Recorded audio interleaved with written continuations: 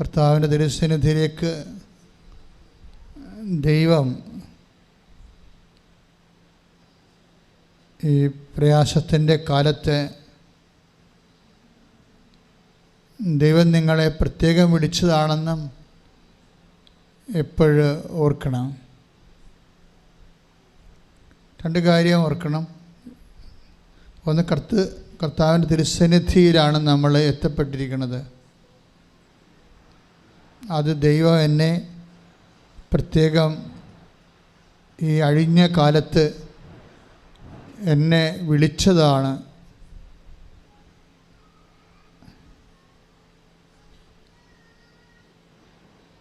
അപ്പം ദൈവം വിളിച്ചതാണ് എങ്കിലേ തീർച്ചയായിട്ടും നിൻ്റെ സമാശ്വാസം ഏറ്റവും അടുത്തെത്തിയിരിക്കുന്ന ഒരു കാലമാണ്. അതിൻ്റെ ന്യായീകരണം എന്താണെന്ന് വെച്ച് കഴിഞ്ഞാൽ, നിങ്ങളെക്കാളും പ്രയാസമുള്ള ലക്ഷങ്ങൾ പുറത്തുണ്ട്. അവർക്ക് കർത്തൃസന്നിധിയിൽ എത്താൻ കഴിഞ്ഞിട്ടില്ല. അവരെക്കാൾ അല്പം കൂടി പ്രയാസം കുറഞ്ഞ നിന്നെ കർത്താവ് വിളിച്ചെന്ന് പറയുമ്പോൾ അതൊരു തിരഞ്ഞെടുപ്പാണ്. ബൈബിള് തിരഞ്ഞെടുപ്പിനെക്കുറിച്ച് വളരെ ആഴമായി ചിന്തിക്കാൻ നമ്മളെ പ്രേരിപ്പിക്കുന്നത് വിളിയോട് ചേർത്ത് വെച്ചുകൊണ്ടാണ്.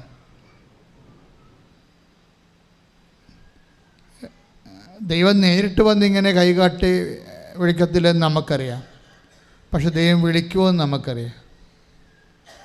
ദൈവം വിളിക്കുന്നത് പലപ്പോഴും നമ്മൾ തിരിച്ചറിയണത് നമ്മൾ ദൈവതിരുസന്നിധിയിൽ വരുന്നതും വേദനയുടെ അടിസ്ഥാനത്തിലാണ്.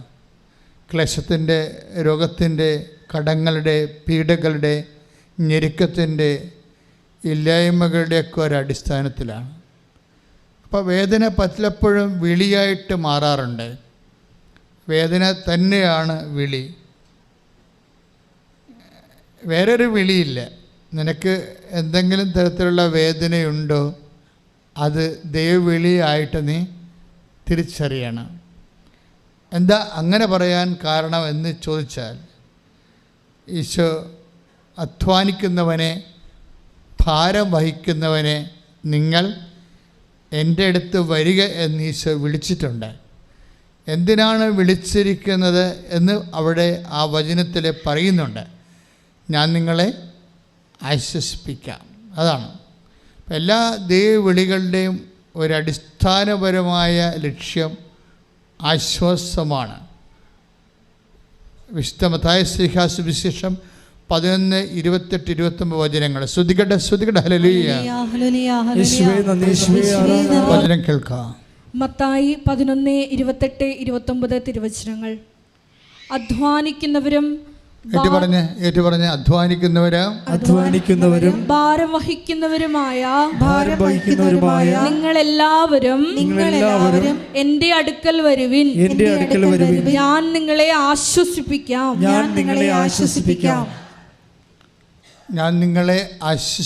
അപ്പം ആശ്വാസമാണ്. ഈ ആശ്വാസങ്ങൾ ബൈബിൾ നമ്മൾ പ്രാപിക്കുന്നത് അടയാളങ്ങളിലൂടെയാണ്. അടയാളങ്ങൾ എന്ത് തന്നെയായാലും അതൊരു ആശ്വാസം നൽകുന്നതായിരിക്കണം. ഗുരുതരമായ നമ്മുടെ ജീവിത പ്രശ്നങ്ങൾക്ക് ആശ്വാസം നൽകുന്ന, അതായത് കൃപാസനം കാശുരൂപത്തിൽ നിന്ന് തേനൊഴുകാൻ തുടങ്ങിയെന്ന് പറയുന്നതിൻ്റെ അകത്തൊക്കെ വലിയ ആശ്വാസങ്ങളൊന്നുമില്ല. അത്തരം ആശ്വാസങ്ങളിലേക്ക് ഒരു പക്വതയാർന്ന വിശ്വാസി പോകുന്നത് ശരിയാണെന്ന് ഞാൻ കരുതണില്ല. കാര്യം വെച്ചാൽ അടയാളങ്ങൾ അത് അങ്ങനെയൊക്കെ ഒരു കാലം നമുക്കുണ്ടായിരുന്നു. ആ കാലമെല്ലാം കഴിഞ്ഞു. നമ്മൾ പക്വതയിലേക്ക് വളരുന്നത്. പത്രോസിൻ്റെ ഏറ്റവും വലിയ ലേഖനങ്ങളുടെ ഒരു കാഴ്ചപ്പാട് ആധ്യാത്മികത പക്വതയാണ്. ബാല്യപാഠങ്ങൾ പിന്നിട്ട് നമുക്ക് പക്വതയിലേക്ക് റീഡ് ഇറ്റ്. ഹെബ്രായർ 6:1 തിരുവചനം. ഹെബ്രായ ലേഖനം 6-1 പറഞ്ഞോളൂ. അതിനാൽ ക്രിസ്തുവിന്റെ വചനത്തിന്റെ പ്രഥമ പാഠങ്ങൾ പിന്നിട്ട് നമുക്ക് പക്വതയിലേക്ക് വളരാം. പക്വതയാർന്ന ഒരു സാക്ഷ്യമാണ് ഉടമ്പടി സാക്ഷികളിൽ നിന്ന് വരേണ്ടത്, സാക്ഷ്യം ലഭിക്കേണ്ടത്. കാരണം ഉടമ്പടി ഇപ്പോൾ ഉടമ്പടി എടുക്കുന്ന ആൾക്കാർക്ക് പെട്ടെന്ന് അവർക്ക് നീ നടക്കേണ്ട വഴി നിൻ്റെ മുഖത്ത് നോക്കി ഞാൻ നിന്നെ ഉപദേശിക്കുമെന്ന് പറഞ്ഞിട്ടുള്ള വചനങ്ങളില്ലേ, അതെല്ലാം വാഗ്ദാനങ്ങളാണ്. 32:8 വായിച്ചോളൂ. സങ്കീർത്തനം. സ്തുതിക്കട്ടെ ഹല്ലേലൂയ. ഞാൻ നിന്നെ ഉപദേശിക്കാം എന്ന് പറഞ്ഞ ഞാൻ നിന്നെ ഉപദേശിക്കാം, നീ നടക്കേണ്ട വഴി കാണിച്ചു തരാം. ഞാൻ നിന്റെ മേൽ ദൃഷ്ടി ഉറപ്പിച്ച് നിന്നെ ഉപദേശിക്കാം. ഇപ്പൊ നമ്മൾ ഏതെങ്കിലും ഒരു ദുർഘട ഘട്ടത്തിൽ പെട്ടുപോയാലേ പെട്ടെന്ന് നമ്മൾ അതിൽ നിന്ന് രക്ഷപ്പെട്ട് വരേണ്ട വഴികൾ ദൈവം ഓൺ ദി സ്പോട്ടിൽ വെളിപ്പെടുത്തും. അങ്ങനെയാണ് ഈ അടയാളങ്ങൾ ഉണ്ടാകുന്നത് ഓൺ ദി സ്പോട്ടിൽ. അതെന്തുകൊണ്ടാണ് അങ്ങനെ വെളിപ്പെടുത്തുന്നത്? അത് ഓൾറെഡി പ്രോമിസിൻ്റെ ഭാഗമാണ്. ഉടമ്പടി വർക്ക് ചെയ്യണത് പ്രോമിസിലാണ്. ദൈവം നൽകിയിട്ടുള്ള 8552 പ്രോമിസുകളുണ്ട് വിശുദ്ധ ഗ്രന്ഥത്തിൽ. ആ വാഗ്ദാനങ്ങളുടെ അടിസ്ഥാനത്തിലാണ് ഉടമ്പടി വർക്ക് ചെയ്യണത്. അപ്പം അതിൽ ഒരു പ്രോമിസാണിത്. എന്താണ്? നീ വഴി മുട്ടിപ്പോയാലേ നീ നടക്കേണ്ട വഴി നിൻ്റെ മേൽ ദൃഷ്ടി ഉറപ്പിച്ച് ഞാൻ നിനക്ക് പറഞ്ഞു തരാമെന്ന് പറയും. അപ്പം ദൈവം അതിൻ്റെ വഴികൾ പറഞ്ഞു തരും. ഇപ്പം ചില ആൾക്കാർ പറയത്തില്ലേ, സ്വപ്നം കണ്ടു, മാതാവിനെ സ്വപ്നം കണ്ടു എന്ന് പറയും, അല്ലെങ്കിൽ ഈശോയെ സ്വപ്നം കണ്ടു എന്ന് പറയും. But divide of any internal pressure, മറ്റു തരത്തിലുള്ള അസോസിയേഷൻ, അസിമിലേഷൻ പോലെയുള്ള കാരണങ്ങളില്ലാതെ തന്നെ കേവലമായ രീതിയിൽ നിലച്ചറിയാതിരിക്കുന്ന സമയത്ത് പെട്ടെന്ന് ദൈവിക മേഖലകളിലേക്ക് നമ്മൾ അന്തർദർശനം ചെയ്യുന്ന സ്വപ്നവും ദർശനവുമൊക്കെ ബൈബിളിലെ വാഗ്ദാനത്തിൻ്റെ ഭാഗമാണ്. ഇല്ലേ? നമുക്ക് വാഗ്ദാനം തന്നതാണ്. നിങ്ങളുടെ പിതാക്കന്മാർ സ്വപ്നങ്ങൾ കാണും. ജോയേലിൻ്റെ 2:28. സ്തുതിക്കട്ടെ ഹല്ലേലൂയ.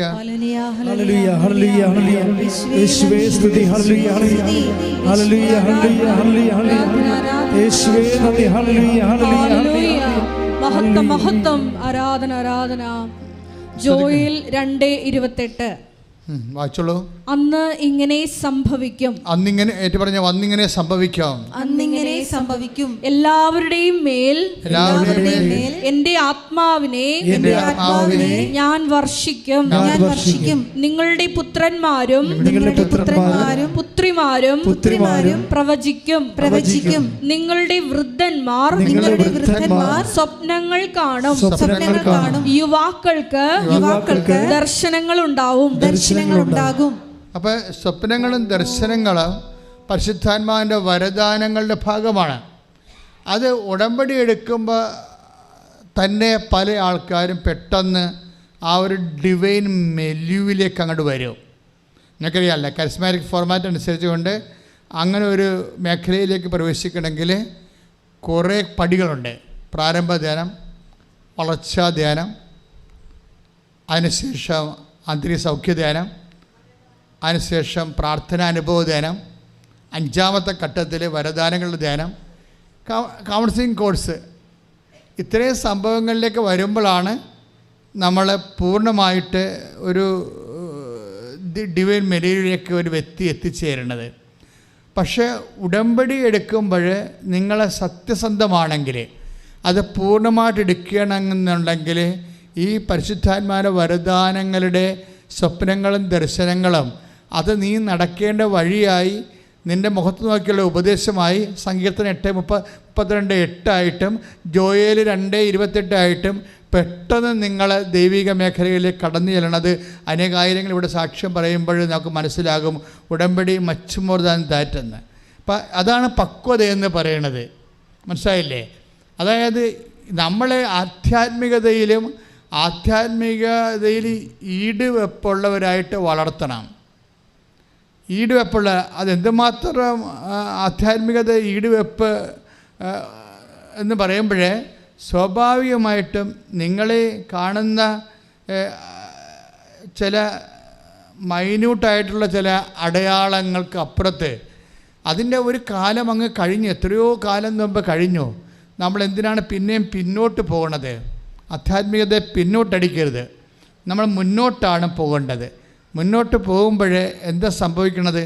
അവൻ്റെ നാമത്തിൽ വിശ്വസിക്കുന്നവർക്കെല്ലാം പറഞ്ഞേ, അവന്റെ നാമത്തിൽ വിശ്വസിക്കുന്നവർക്കെല്ലാം കൃപയ്ക്ക് മേൽ കൃപ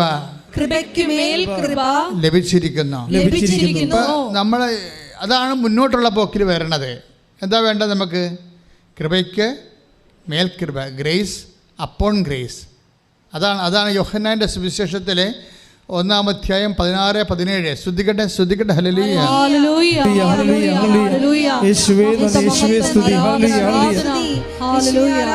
യോഹന്നാൻ 1:16. അവന്റെ പൂർണ്ണതയിൽ നിന്ന് അവന്റെ പൂർണ്ണതയിൽ നിന്ന് നാം എല്ലാം കൃപയ്ക്കുമേൽ കൃപ സ്വീകരിച്ചിരിക്കുന്നു. അപ്പം കൃപയ്ക്ക് മേൽ കൃപ, ഗ്രേസ് മാത്രമല്ല, അപ്പോൺ ഗ്രേസ് ആണ്. Grace upon grace. ഈ അപ്പോൺ ഗ്രേസ് ആണ് ഉടമ്പടി ലക്ഷ്യം വെക്കുന്നത്. അതെപ്പോഴും നിങ്ങൾ മനസ്സിലാക്കണം. കാര്യം മാതാവിൻ്റെ കൃപയിൽ പോലും he was not that satisfied. മലാഖ അമ്മയോട് പറഞ്ഞ എന്താണ്? 2:28 ലുക്ക 2:28 മലാഖ അമ്മയോട് എന്താ പറയണത്? Hail Mary full of grace, കൃപ നിറഞ്ഞവളെ സ്വസ്തി. പക്ഷേ എന്താ പ്രശ്നം വെച്ച് കഴിഞ്ഞാൽ, കൃപ നിറഞ്ഞവളെ സ്വസ്തി എന്ന് പറയുമ്പോൾ ഒരു മനുഷ്യന് സ്വാഭാവികമായിട്ട് ദൈവവചനപ്രകാരം ജീവിക്കുമ്പോൾ എത്തിച്ചേരാൻ സാധ്യതയുള്ള ഒരു നിലവാരമാണ് കൃപയുടെ നിറവെന്ന് പറയണത്. പക്ഷേ ദൈവം അവിടെ വെച്ച് ആ കൃപയുടെ പാഠം അവസാനിപ്പിക്കണില്ല. അവിടെ വെച്ച് അവസാനിപ്പിക്കണില്ല. അതായത് വീണ്ടും നമുക്ക് ഒരു വിശ്വാസിയുടെ സാധ്യത, ക്രിസ്തു വിശ്വാസിയുടെ സാധ്യത എന്ന് പറയണത് അതുക്കും മേലെയാണ്. എന്താണ്? ആ ഫുൾ ഓഫ് ഗ്രേസിൻ്റെ അപ്പുറത്തുണ്ട്. എന്താ ഉള്ളത്? ഗ്രേസ് അപ്പോൺ ഗ്രേസ്, കൃപയ്ക്ക് മേൽ കൃപ. ഉടമ്പടി ലക്ഷ്യം വെക്കുന്നത് അതാണ്. അതായത് ആർജിത കൃപ, സാധാരണയുള്ള കുദാശികളിലൂടെ നമുക്ക് ലഭിക്കുന്ന സക്രമെൻ്റൽ ഗ്രേസ്, കൗദാശിക വരപ്രസാദം. ആ കൗദാശിക വരപ്രസാദം ഒരു വ്യക്തി സ്വീകരിച്ചിട്ട് ആ മുതൽ മുടക്കിൽ അവൻ സ്വന്തമായിട്ട് ഉൽപ്പാദിപ്പിക്കുന്ന കൃപയാണ് അപ്പോൺ ഗ്രേസ്, മേൽകൃപ. ഈ മേൽകൃപയിലേക്കാണ് ഒരു വിശ്വാസി ഒരു ആധ്യാത്മികമായ യാത്ര നടത്തുന്നത്. ഇതാണ് വിശ്വാസത്തിൻ്റെ ബാല്യപാഠങ്ങൾ പിന്നിട്ട് നമുക്ക് പക്വതയിലേക്ക് വളരാവുന്ന സെൻറ്റ് പോൾ പറയണത്. സെൻറ്റ് പോൾ അങ്ങനെ പറയാൻ കാരണം അങ്ങേരാണ് കൃപയെക്കുറിച്ച് സംസാരിച്ചത്. അദ്ദേഹത്തിൻ്റെ അൾസറിൻ്റെ വലിയ ഒരു വേദന കാലഘട്ടങ്ങളിലും സമയത്ത് ഭക്ഷണം ആരും തരാമില്ലാഞ്ഞ സമയത്ത് പട്ടിണി നിന്ന് സുവിശേഷ വേലയ്ക്ക് മുടക്കം വരാതെ ജീവിച്ചപ്പോൾ ഉണ്ടായ അൾസറിൻ്റെ ഭാഗമായിട്ട് വന്ന കുടൽ കരിച്ചിൽ, അതിൽ നിന്ന് ആ വേദന മാറാൻ വേണ്ടി, വയറിൽ സൂചി കൊണ്ട് കുത്തണ വേദന മാറാൻ വേണ്ടി അദ്ദേഹം കണ്ണീരോടെ കർത്താവിൻ്റെ തിരുസന്നിധിയിൽ പല പ്രാവശ്യം പ്രാർത്ഥിച്ചു. കണ്ണീരോടെ പ്രാർത്ഥിക്കുകയാണ്. അപ്പം അത്രയും വേദനയാണെന്ന് അർത്ഥം. അപ്പോൾ കർത്താവ് പറയുന്നൊരു വാക്കുണ്ട്, ഈ കണ്ണീരോടെ നീ പ്രാർത്ഥിക്കുന്നില്ലേ, ഈ കണ്ണീരിൽ ഞാനൊരു നിധി വെച്ചിട്ടുണ്ട്. എന്താണത്? My grace is sufficient for you.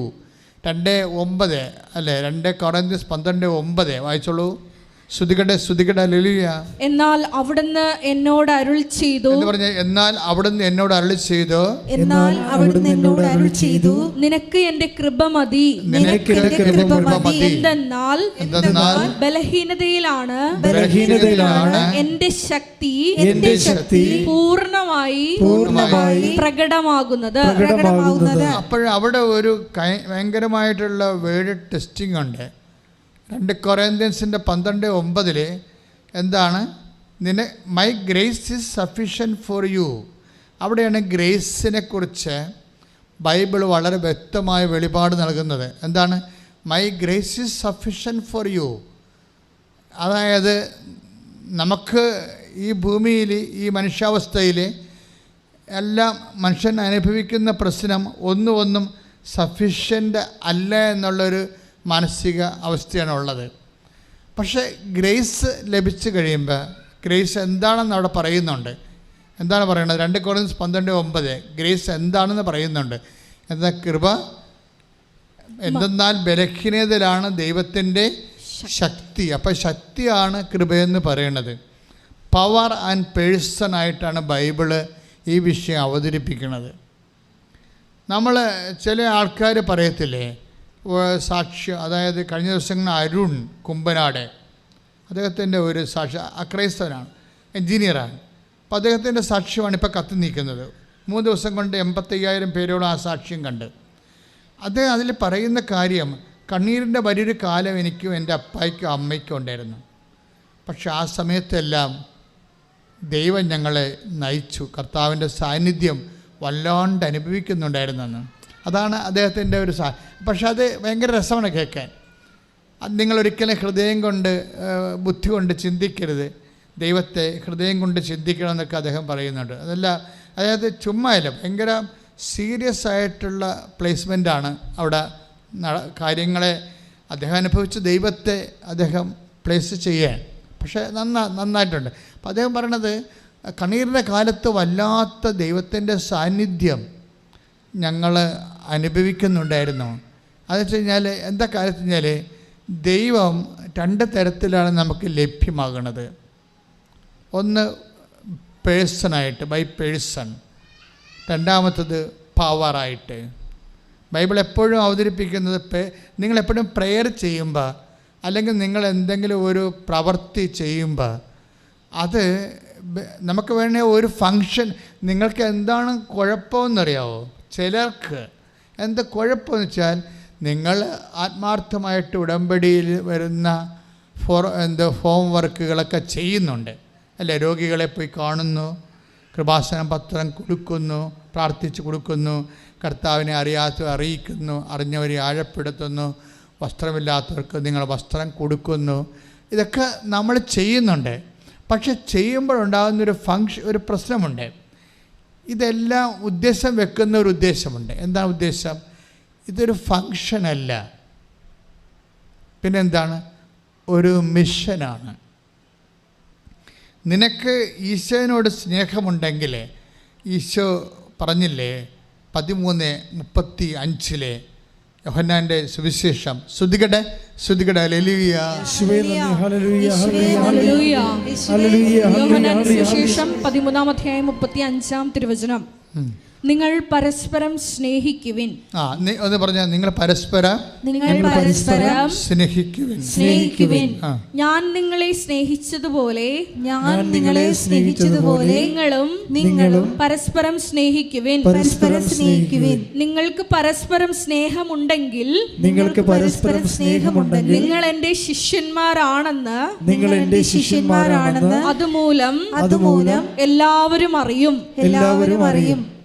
എന്നെ സ്നേഹിക്കുന്നവൻ എൻ്റെ കൽപ്പന പാലിക്കും. അതിൻ്റെ ഭാഗമായിട്ട് ഈശോ പറഞ്ഞതാണ്, എന്നെ സ്നേഹിക്കുന്നവൻ എൻ്റെ കൽപ്പന പാലിക്കും. അപ്പോൾ നമ്മൾ ചെയ്യുന്ന സൽപ്രവർത്തികൾ, കൃപാവര പ്രവർത്തികളെല്ലാം ഒരു സ്നേഹത്തിൻ്റെ പ്രവർത്തികളാണ്. നമ്മൾ ചെയ്യുന്ന കൃപ. അപ്പോൾ ആ സ്നേഹം ഉണ്ടെങ്കിലാണ് അത് മിഷനാകത്തുള്ളൂ. അല്ലാതെ ഉടമ്പടി എടുത്തതാണ് ശരി, അപ്പോൾ ഇന്ന കാര്യങ്ങൾ ചെയ്യണം ശരി, അല്ലെങ്കിൽ കൗൺസിലിംഗ് ചെല്ലുമ്പോൾ അവർ പുതുക്കത്തില്ല ശരി, അതുകൊണ്ട് ഞാൻ ചെയ്യുന്നു. ശരി, അത് ഫങ്ഷൻ എന്ന് പറയാം. അതിന് ഫങ്ഷനിൽ കൃപ വർക്കൗട്ട് ചെയ്യത്തില്ല. അതാണ് ഒരു കുഴപ്പം. നിങ്ങൾ ഫങ്ഷനാണ് ചെയ്യണമെന്നുണ്ടെങ്കിൽ അതിൽ കൃപ വർക്ക് ചെയ്യത്തില്ല. നമ്മൾ ചെയ്യേണ്ടത് മിഷനാണ് ചെയ്യേണ്ടത്. മിഷൻ എന്ന് പറയുമ്പോൾ ക്രിസ്തുവിനെ ഒരു വ്യക്തിയായി കണ്ട് സ്നേഹിച്ചിട്ട് ആ വ്യക്തിയുടെ വചനങ്ങൾ, എന്നെ സ്നേഹിക്കുന്നവൻ എൻ്റെ കൽപ്പന പാലിക്കും. ആ വചനം വായിച്ച് ശ്രുതികടെ ഹല്ലേലൂയ ഹല്ലേലൂയ ഹല്ലേലൂയ ഹല്ലേലൂയ യേശുവേ നന്ദി, യേശുവേ സ്തുതി, ഹല്ലേലൂയ ഹല്ലേലൂയ യേശുവേ ആരാധന ആരാധന ആരാധന ഹല്ലേലൂയ ഹല്ലേലൂയ ഹല്ലേലൂയ. യോഹന്നാൻ 14:23 എന്നെ സ്നേഹിക്കുന്നവൻ എന്റെ വചനം പാലിക്കും. അപ്പോൾ എന്റെ പിതാവ് അവനെ സ്നേഹിക്കുകയും ഞങ്ങൾ അവന്റെ അടുത്ത് വന്ന് അവനിൽ വാസമുറപ്പിക്കുകയും ചെയ്യും. അവനിൽ വാസമുറപ്പിക്കുകയും ചെയ്യും. ദാറ്റ് മീൻസ് ഇത് പ്രസൻസിനെ കുറിച്ചാണ് പറയണത്. മനസ്സിലായില്ലേ? പ്രസൻസ്, അതായത് ക്രിസ്തുവിൽ ഒരു വ്യക്തി ആത്മാർത്ഥമാകുമ്പോഴേ ആ വ്യക്തിക്ക് ക്രിസ്തു പേഴ്സൺ ടു പേഴ്സൺ റിലേഷനിലേക്കായി കഴിയുമ്പോൾ, അത് സ്നേഹത്തിൻ്റെ ബേസിൽ ഒരു റിലേഷനിലേക്കായി കഴിയുമ്പോൾ എന്താ സംഭവിക്കണമെന്ന് വെച്ച് കഴിഞ്ഞാൽ നമുക്ക് പ്രസൻസ് ഫീൽ ചെയ്യാൻ തുടങ്ങും. ബൈബിളിലെ ഏറ്റവും വലിയ കോൺസെപ്റ്റാണ് പ്രസൻസ്. അത് നിങ്ങൾ ഉടമ്പടി എടുക്കുന്നവർ എപ്പോഴും ശ്രദ്ധിക്കണം. നിങ്ങളുടെ അൾട്ടിമേറ്റ് ഗ്രേസ് എന്ന് പറയുന്നത് പ്രസൻസാണ്. നിങ്ങൾക്ക് വീട് കിട്ടാൻ, ജോലി കിട്ടാം, അല്ലെങ്കിൽ രോഗങ്ങൾ സുഖപ്പെടാം, അതൊക്കെ പവറാണ് ശരിക്കും, പ്രസൻസ് അല്ല. പവർ ആൻഡ് പ്രസൻസ് വ്യത്യാസമുണ്ട്. ഇപ്പോൾ ഉദാഹരണത്തിന് ബൈബിള് എപ്പോഴും അച്ഛൻ പറയണതാണ് 1 Corinthians 1:24 ദൈവത്തിൻ്റെ ജ്ഞാനവും ദൈവത്തിൻ്റെ ശക്തിയുമായ യേശു ക്രിസ്തു, അല്ലേ? 1 Corinthians 1:24 ഒന്ന് പറഞ്ഞ ദൈവത്തിൻ്റെ ജ്ഞാനവും ദൈവത്തിൻ്റെ ശക്തിയുമായ യേശു ക്രിസ്തു ഒരേ സമയം തന്നെ പേഴ്സണാണ്, അതേസമയം ദൈവത്തിൻ്റെ ജ്ഞാനവും ദൈവത്തിൻ്റെ ശക്തിയുമാണ്. നമ്മളെ അടയാളങ്ങൾ ഉണ്ടാക്കുന്നത് ശക്തിയാണ്. ശക്തി എമിറ്റ് ചെയ്യുമ്പോഴാണ്. ഇപ്പോൾ 8:46 വിശുദ്ധ ലുക്കാസ് വിശേഷം 8:46 എന്താ പറയണത്?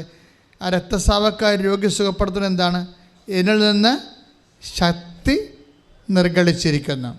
അപ്പം നമ്മളിലേക്ക് വരണത് ശക്തിയായിട്ടാണ് വരണത്.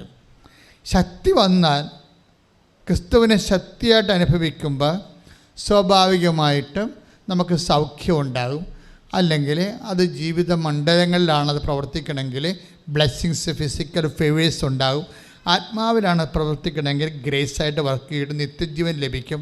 ഇങ്ങനെ ക്രിസ്തു എല്ലാമാണ്. എല്ലാ ധ്യാനത്തിലും ഇത് അടിസ്ഥാനമായിട്ട് പറഞ്ഞുകൊണ്ടിരിക്കും. കാരണം ക്രിസ്തു എല്ലാമാണ്. എല്ലാം, അതായത് ഏതെങ്കിലും ഒരു ഡിപ്പാർട്ട്മെൻ്റ് അല്ല ശരിക്കും.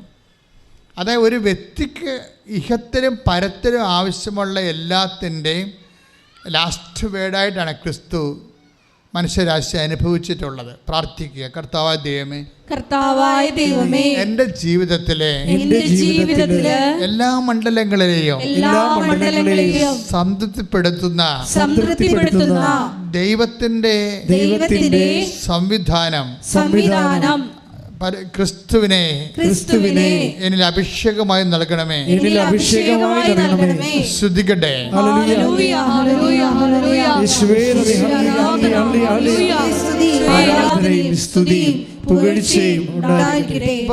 രണ്ട്, അതായത് ഉടമ്പടിയുടെ അൾട്ടിമേറ്റ് എയിമിലേക്കാണ് നമ്മൾ ഇപ്പോൾ സഞ്ചരിച്ചുകൊണ്ടിരിക്കുന്നത്. അതിൽ 2 കാര്യങ്ങളുണ്ടെന്ന് പറഞ്ഞ്, ഒന്ന് ജീസസ് ഒരേ സമയം തന്നെ പേഴ്സൺ ആൻഡ് പവറാണ്. ആദ്യത്തെ അലോട്ട്മെൻറ്റ് പവറാണ്, സെക്കൻഡ് അലോട്ട്മെൻറ്റ് പേഴ്സൺ. പവർ കിട്ടിക്കഴിഞ്ഞപ്പോൾ തന്നെ പോയി കളയരുത്, പേഴ്സൺ വരുന്നുണ്ട്, അതെപ്പോഴും വെയിറ്റ് ചെയ്യണം.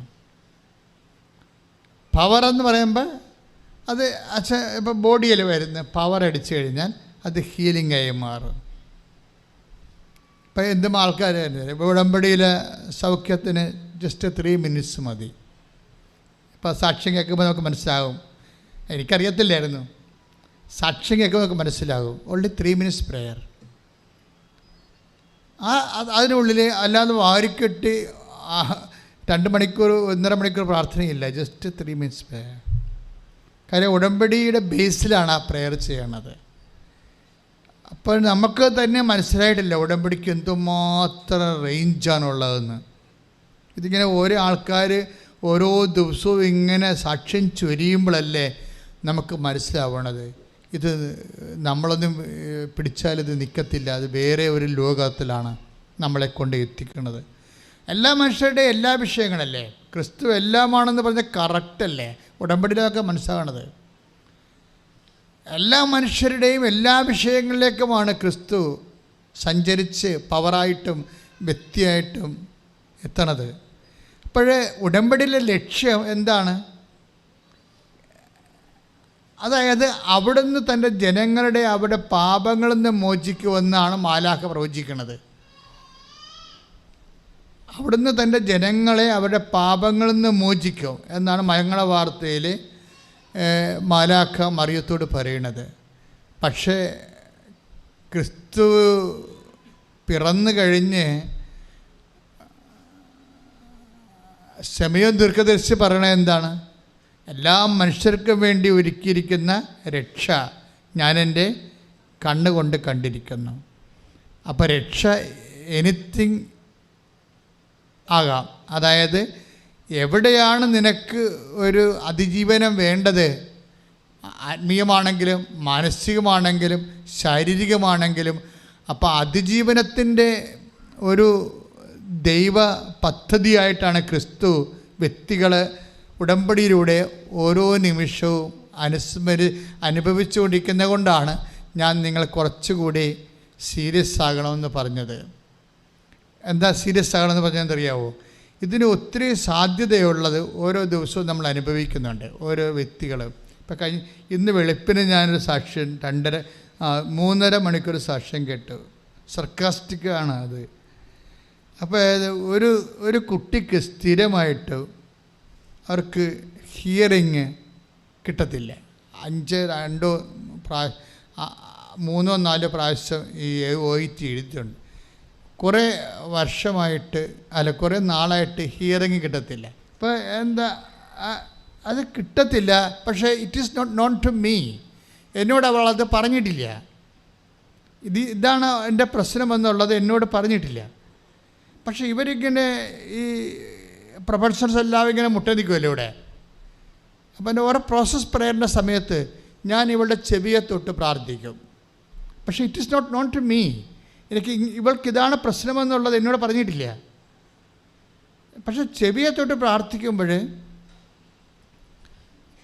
വേറെ, അതായത് ഇവൾ പോകുമ്പോൾ ഇവൾ ചിന്തിക്കും എന്തുകൊണ്ടാണ് അച്ഛൻ്റെ ചെവിയെ തൊട്ടത്, എന്തുകൊണ്ടാണ് അച്ഛൻ്റെ ചെവിയെ തൊട്ടത്.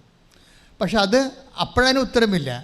പരീക്ഷ ഹോളിലേക്ക് പോയി ഇരിക്കുമ്പോൾ ഇവളുടെ മെയിൻ പ്രോബ്ലം എന്തായിരുന്നു? എല്ലാ സമയത്തും മൊഡ്യൂൾ പോകാൻ കാര്യം ഹിയറിംഗ് മൊഡ്യൂളാണ് പോണത്. പരീക്ഷ ഹോളിൽ ചെല്ലിക്കുമ്പോൾ എന്താ സംഭവിക്കണത്?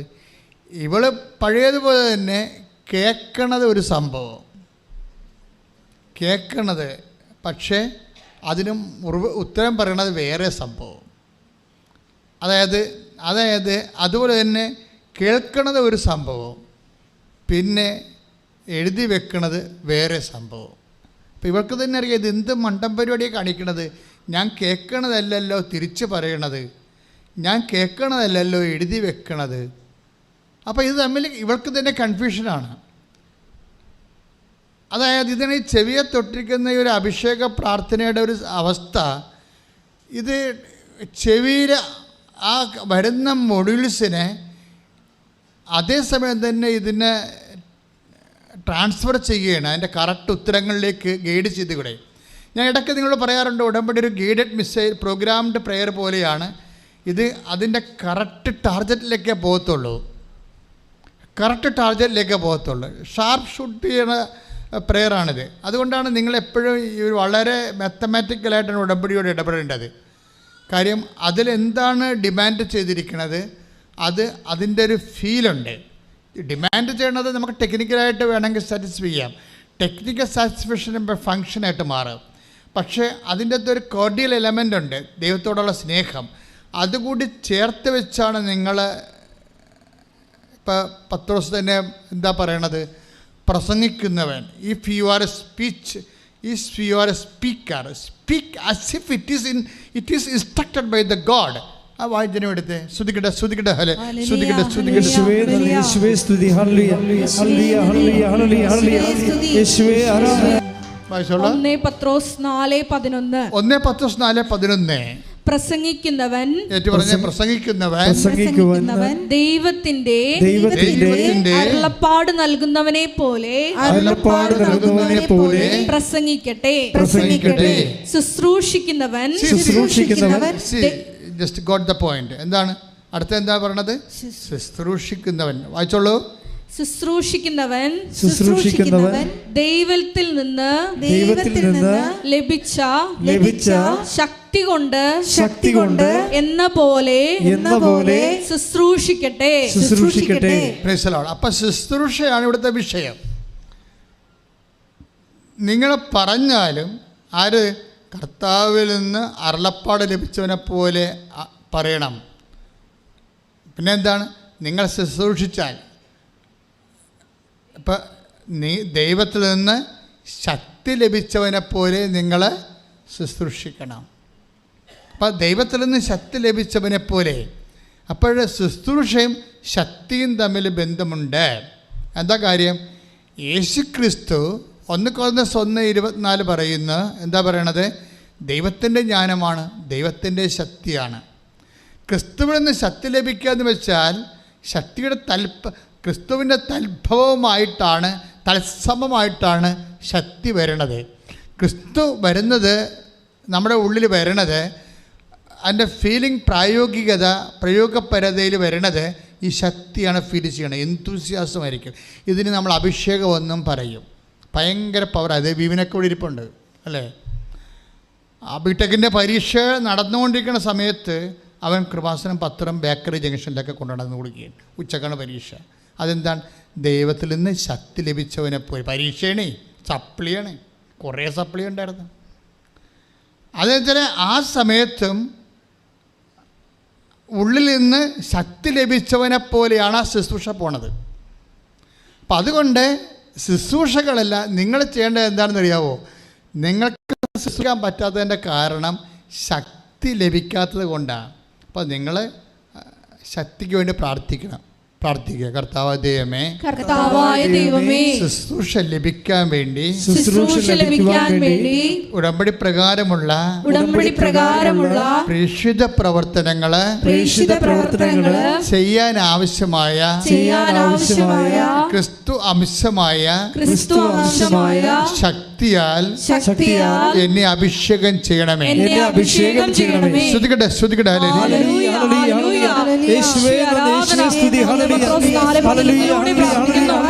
ാനുള്ള ഏറ്റവും വലിയ ഒരു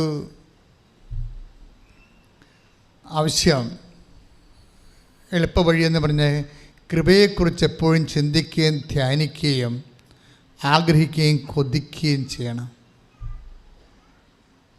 കൃപയെക്കുറിച്ച് എപ്പോഴും ഇങ്ങനെ കൊതിച്ചുകൊണ്ടിരിക്കണം. കർത്താവേ, നിൻ്റെ കൃപയാൽ എന്നെ അഭിഷേകം ചെയ്യണമേ. കാര്യം കൃപ പവർ ഓഫ്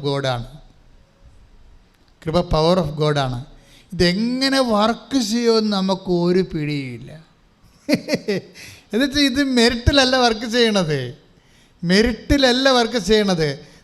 നമ്മുടെ കോൺഫിഡൻസ് ഇരിക്കുന്നത് മെറിറ്റിലാണ്.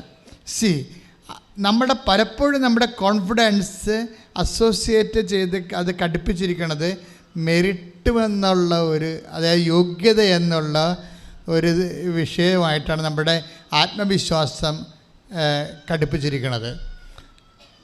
പക്ഷേ കൃപയുടെ റെലമിലേക്ക് വരുമ്പോൾ നിങ്ങളുടെ മെറ്റീരിയൽ ആയിട്ടുള്ള മെറിറ്റും അതിനോട് ബന്ധപ്പെട്ട് വരുന്ന കോൺഫിഡൻസും അത് നിങ്ങളുടെ മനുഷ്യാത്മകതയുടെ ഒരു ഭാഗമാണ്, ദൈവികതയുടെ അല്ല. വളരെ സീരിയസ് ആയിട്ടുള്ള വിഷയമാണ് സംസാരിച്ചത്. എന്ന് വെച്ച് കഴിഞ്ഞാൽ നമ്മുടെ പല കോൺഫിഡൻസും, ഇപ്പം നിങ്ങൾക്ക് കോൺഫിഡൻസ് ഇല്ല എന്ന് പറയത്തില്ലേ, ഓ എനിക്ക് കോൺഫിഡൻസ് ഇല്ല. ചിലപ്പോൾ ഇൻ്റർവ്യൂവിനാകും എനിക്ക് കോൺഫിഡൻസ് ഇല്ല. കഴിഞ്ഞ ദിവസത്തെ ഒരു സാക്ഷ്യം എന്താണ്, അതായത് ഇൻ്റർവ്യൂ നടന്നുകൊണ്ടിരിക്കുകയാണ്. അപ്പോൾ വീഡിയോ ഇൻ്റർവ്യൂവിലാണ്,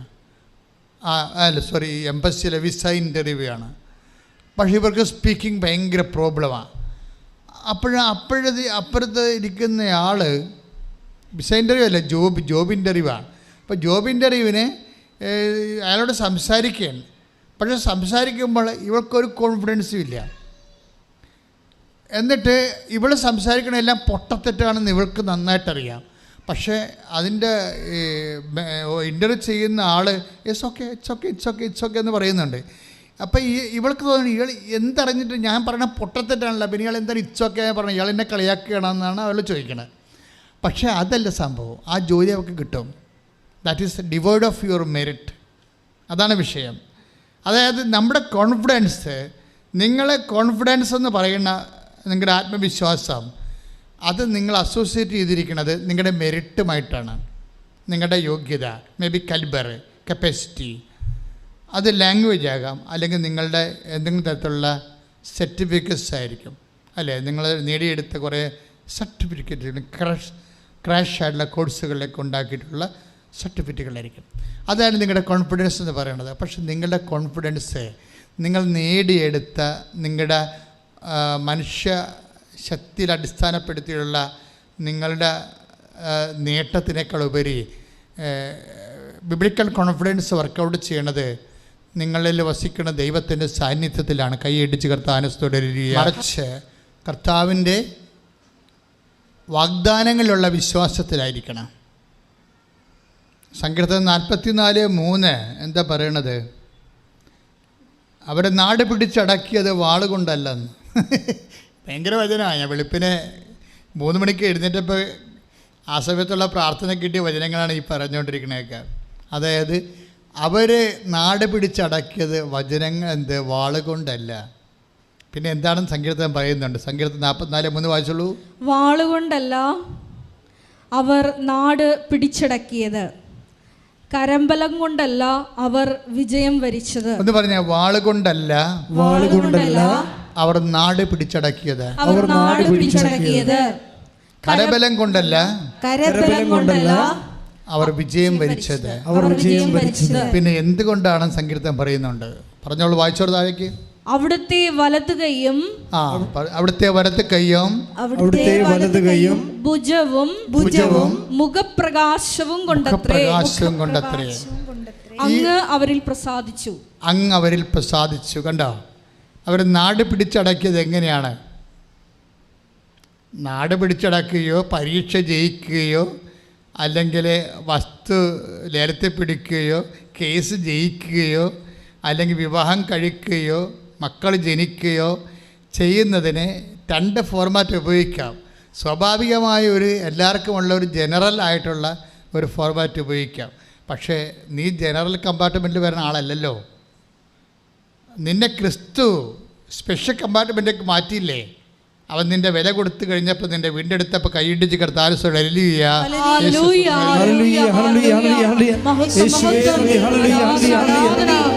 ക്രിസ്തുവിൽ വിശ്വസിക്കുന്നവൻ ഈ ജനറൽ കമ്പാർട്ട്മെൻറ്റിൽ നിന്ന് മാറുകയാണ് കേട്ടോ, സ്പെഷ്യൽ കമ്പാർട്ട്മെൻറ്റിലേക്ക് വരിക.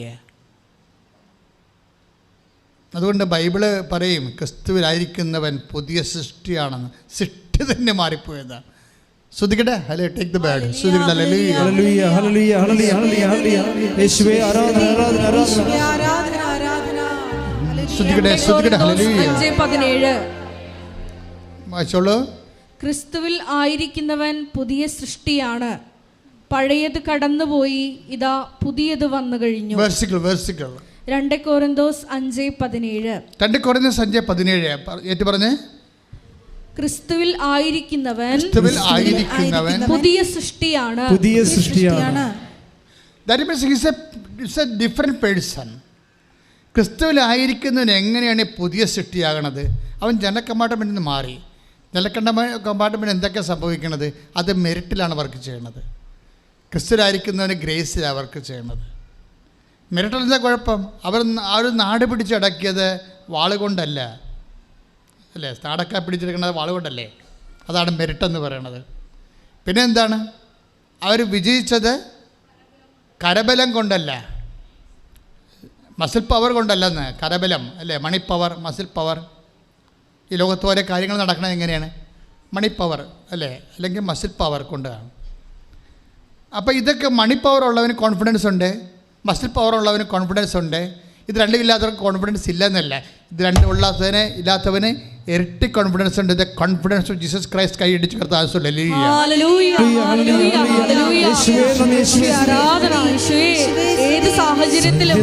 മാറിയിട്ട് പേഴ്സണിലേക്ക് വരും. പേഴ്സൺ, വ്യക്തി. ഉടമ്പടിയുടെ ഏറ്റവും വലിയ വാഗ്ദാനം എന്താണ്? I will come with you wherever you go. നീ എവിടെ പോയാലും നിൻ്റെ കൂടെ ഞാനുണ്ടാകും.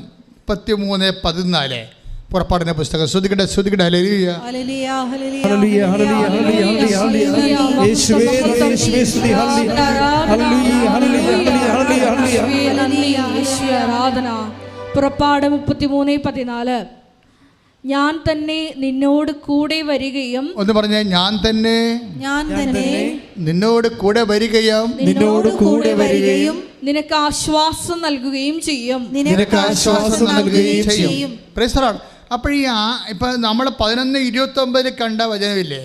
അധ്വാനിക്കുന്നവനെ, ഭാരം വഹിക്കുന്നവനെ, നിങ്ങളെൻ്റെ അടുത്ത് വരിക, ഞാൻ നിങ്ങളെ ആശ്വസിപ്പിക്കാമെന്ന് പറയണത് ഒരാശ്വാസം, ഒരു സർവീസായിട്ട് കൊടുക്കുകയല്ല. ഇത് comfort we feel from Jesus Christ, the result of his presence. അവൻ നമ്മുടെ കൂടെ വരുന്നത് കൊണ്ടാണെന്നാണ് ഇപ്പോഴും ബൈബിൾ വ്യാഖ്യാനിക്കുന്നത്. എന്താ കാര്യം? ഞാൻ തന്നെ, പുറപ്പാട് 33:14, ഞാൻ തന്നെ നിങ്ങളുടെ കൂടെ വരികയും. എങ്ങനെയാണ് വരണത്? ഉടമ്പടി പ്രകാരമാണ്. ഉടമ്പടിയുടെ പാക്കേജിലുള്ള വാഗ്ദാനങ്ങളാണ്. ഞാൻ തന്നെ നിങ്ങളുടെ കൂടെ വരികയും, പറഞ്ഞേ, ഞാൻ തന്നെ നിങ്ങളോട് കൂടെ വരികയും നിങ്ങൾക്ക് ആശ്വാസം നൽകുകയും ചെയ്യും. നിങ്ങൾക്ക് ആശ്വാസം നൽകുകയും ചെയ്യും. എവിടെയൊക്കെ വരും? കോടതി വരും, തോക്കാൻ പോണ കേസിൻ്റെ സമയത്ത് വരും. നിന്നെ പ്രതിയാക്കി കേസ് കൊടുത്തിട്ടില്ലേ? അവിടെ വരും.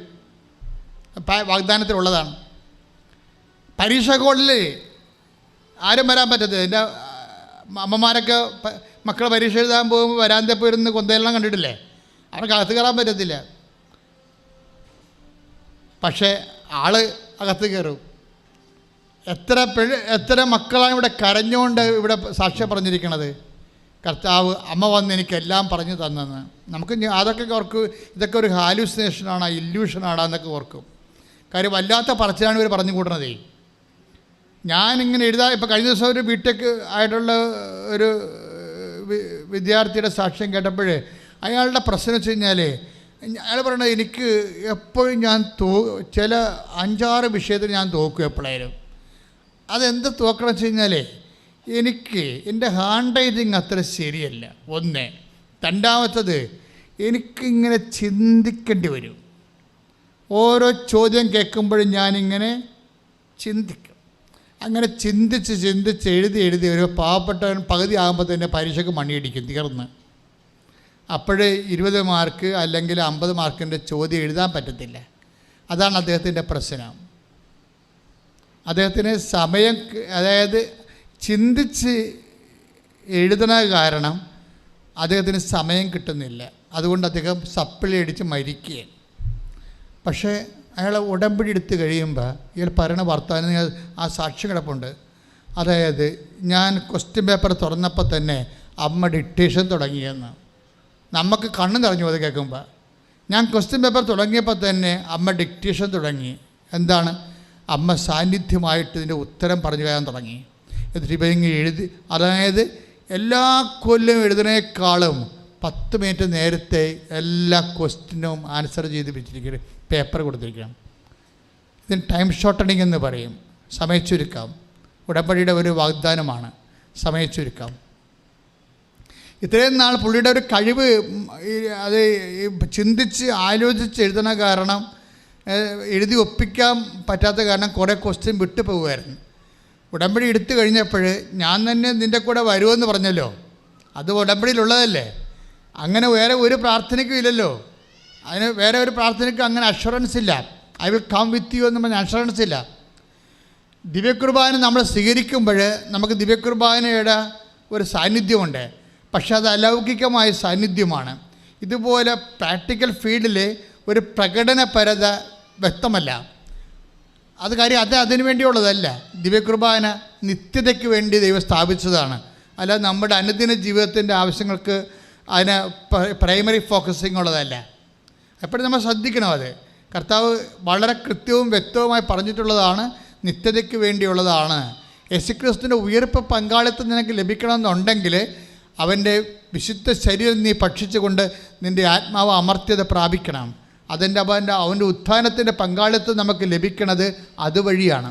അപ്പം അതുകൊണ്ട് തന്നെ ദിവ്യകുർബാന പങ്കെടുക്കുമ്പോൾ, ഇപ്പം നിനക്ക് കുർബാന സ്വീകരിക്കാൻ ഒരവസ്ഥയിലാണെങ്കിൽ പോലും ദിവ്യകുർബാനയെ പങ്കെടുക്കുമ്പോൾ ഞാൻ നിത്യതയ്ക്ക് വേണ്ടിയുള്ള കൂദാശയിൽ എൻ്റെ വിശ്വാസം പ്രഖ്യാപിക്കണം എന്നുള്ള ബോധത്തോടു കൂടിയാണ് നീ പങ്കെടുക്കണമെങ്കിൽ കർത്താവ് അതിൻ്റെ തനത് കൃപ നിനക്ക് തന്നിരിക്കാം. പക്ഷേ എപ്പോഴും നമ്മൾ ശ്രദ്ധിക്കുന്നത് ദിവ്യകുർബാന എന്ന് പറയുമ്പോൾ അത് മനുഷ്യന്മാർ ചില സമയത്ത് അത് നിത്യതയെ അങ്ങ് മറന്നു കളഞ്ഞിട്ട് അനുദിന ജീവിതത്തിൻ്റെ എല്ലാ വിഷയങ്ങളും കൊണ്ടുവന്ന് കുർബാനയെ ഡംപ് ചെയ്യും. അപ്പോൾ കുർബാനയുടെ ഉദ്ദേശം മാറിപ്പോവും, അല്ലേ? കുർബാനയുടെ ദൈവിക ലക്ഷ്യം അട്ടിമറിക്കപ്പെടും. അത് പിശാചിടാന്ന് നമുക്കറിയത്തില്ല. ദൈവിക ലക്ഷ്യമുണ്ടല്ലോ, ഓരോ കാര്യങ്ങൾക്കും ഓരോ ലക്ഷ്യമില്ലേ. പഴത്താറയിൽ കുർബാന അർപ്പിക്കുന്ന ബലിപീഠമാണിത്. ഈ ബലിപീഠത്തെ കൊണ്ടുവന്ന് ഞാൻ ചോറ് തിന്നാനുള്ള അവസ്ഥ എന്തായിരിക്കും? It is very simple. ഇത് ബലിപീഠമാണിത്, അല്ലേ? ഇത് കർത്താവിൻ്റെ കുർബാന അർപ്പിക്കാൻ മാത്രമേ ബലിപീഠം ഉപയോഗിക്കത്തുള്ളൂ. അതായത് അങ്ങനെ വരുമ്പോൾ ഈ ബലിപീഠത്തെ കൊണ്ടുവന്നിട്ട് ഞാൻ പുട്ടും കാപ്പിയും കഴിച്ചാലുള്ള അവസ്ഥ എന്തായിരിക്കും? ഏതാണ്ട് ഇതുപോലെയാണ് പരിശുദ്ധ കുർബാന അർപ്പിക്കുമ്പോൾ നമ്മുടെ ജീവിതത്തിൻ്റെ പ്രാഥമികമായ ആവശ്യങ്ങൾ, ശാരീരികമായ ആവശ്യങ്ങൾ മാത്രം പറയുമ്പോൾ ഉണ്ടാകുന്ന ഒരു വ്യത്യാസം. കാര്യം അതിനുവേണ്ടി അല്ലല്ലോ സ്ഥാപിച്ചത്. അതൊക്കെ ഈശോ പറഞ്ഞത് അതൊക്കെ ചേർത്ത് നൽകുമെന്നല്ലേ പറഞ്ഞത്? അതൊക്കെ ചേർത്ത് നൽകും. പിന്നെന്ത് ചെയ്യണം? നീ ആദ്യം ദൈവരാജ്യത്തെയും അതിൻ്റെ നീതിയെയും കുറിച്ച് അന്വേഷിക്കണം. അപ്പോൾ ദൈവരാജ്യത്തിൻ്റെ നീതി, ആ ദൈവരാജ്യം നിലവിൽ വരാൻ വേണ്ടിയുള്ള നീതിപ്രവർത്തനങ്ങൾ, അതിൻ്റെ അകത്ത് കാരുണ്യപ്രവൃത്തികളെല്ലാം ഉണ്ട്. അതിൻ്റെ അകത്ത് അവകാശ പോരാട്ടങ്ങൾ വരെയുണ്ട്. ഇപ്പം ഇന്ന് വിഴിഞ്ഞത്തിൻ്റെ 100-ാം ദിവസമാണ്. ഇപ്പം ഞങ്ങൾക്ക് ഈ കാലത്ത് വളരെ ജാഗ്രതയുള്ളവരാണ്. ഒരു ജനവിഭാഗം മുഴുവനും കടലോരത്ത് അമ്മയും കുഞ്ഞും ഭർത്താവും ഭാര്യയും അയങ്ങളമാരും എല്ലാം കൂടി ഒറ്റമുറിയിൽ താമസിച്ചിട്ട് 4 വർഷമായി. അപ്പം അങ്ങനെയുള്ള ഒരു സമയം അവർക്ക് സ്വന്തമായിട്ട് വീട് സ്ഥലം ഉണ്ടായിരുന്നവരാണ്. അശാസ്ത്രീയമായ വികസനത്തിൻ്റെ പേരിൽ കടൽ കയറി അതെല്ലാം നശിപ്പിച്ചിട്ട് അവരെ റീസ്റ്റേറ്റ് ചെയ്യാൻ ഗവൺമെൻറ് പറ്റണില്ല എന്നുണ്ടെങ്കിൽ നമ്മൾ റീസ്റ്റേറ്റ് ചെയ്യാൻ പറ്റിയ സംവിധാനങ്ങളെക്കുറിച്ച് ഗവൺമെൻറ് സമ്മർദ്ദം ചെലുത്താൻ ആവശ്യമായ അവകാശ പോരാട്ടങ്ങൾ, അനീതിക്ക് വേണ്ടി നീതിക്ക് വേണ്ടി വിശക്കാൻ പറഞ്ഞ, നീതിക്ക് വേണ്ടി കരയാൻ പറഞ്ഞ് കർത്താവിൻ്റെ വചനത്തിന് കൊടുക്കുന്ന മാംസധാരണങ്ങളാണ് അവകാശ പോരാട്ട സമരങ്ങൾ. അപ്പോൾ അന്വേഷിക്കാൻ കഴിയുന്ന ഇപ്പോൾ തന്നെ അവിടുത്തെ അന്വേഷിക്കുവിൻ. Take the word of God. അതായത് ഇപ്പോൾ എൻ്റെ മനസ്സിൽ ഈശോ തന്നൊരു വചനമാണിത്. അതായത് കർത്താവ് അടുത്തെത്തിയിരിക്കുന്ന, അവിടുത്തെ അന്വേഷിക്കാൻ കഴിയുന്ന ഇപ്പോൾ തന്നെ അവിടുത്തെ അന്വേഷിക്കുവിൻ. ഉടമ്പടി എന്ന് പറയണത് അതിൻ്റെ അൾട്ടിമേറ്റ് റിസൾട്ട് പ്രസൻസ് ഓഫ് ഗോഡാണ്, ദൈവത്തിൻ്റെ സാന്നിധ്യമാണ്. ഉടമ്പടി അതെടുത്ത വ്യക്തികൾ ശരിക്കും ദൈവത്തിൻ്റെ സാന്നിധ്യം ഉറപ്പ് വരുത്തുന്ന, അല്ലെങ്കിൽ സാന്നിധ്യത്തിന് വേണ്ടി കൊതിയോടെ കാത്തിരിക്കാൻ നമ്മൾക്ക് ഉറപ്പ് നൽകുന്ന ഒരു പ്രാർത്ഥനയാണ്. കാര്യം നമ്മളെപ്പോഴും ചിന്തിക്കണ ദൈവത്തിൻ്റെ അനുഗ്രഹങ്ങൾ മതി, ദൈവം കൂടെ വരണ്ട എന്നാണ് ചിന്തിക്കുന്നത്. പക്ഷെ ചില കാര്യങ്ങൾക്ക് ദൈവത്തിൻ്റെ അനുഗ്രഹങ്ങൾ പോരാണ്ട് വരും. എന്താ കാര്യം? നമ്മുടെ മെരിറ്റുകൾ അസ്തമിക്കുന്നിടത്ത് വെച്ച് ഗ്രേസ് വർക്ക് ചെയ്യത്തുള്ളൂ. എഫേസ്യസ് 2:8 പറയാം, not by merit but by grace.